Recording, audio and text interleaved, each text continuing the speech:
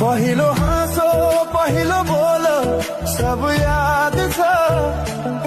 हिजोका बाछा आजको शून्यता साथ छ जीवनको रंग नै हरायो अचानक तिमी बिना बाँच्नु पर्यो कति कठिन हावाको लहरमा सुन्छु तिम्रो आवाज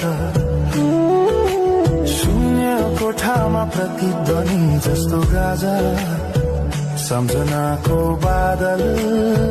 मनमा जम्छ रातको निद्रा फेरि कहाँ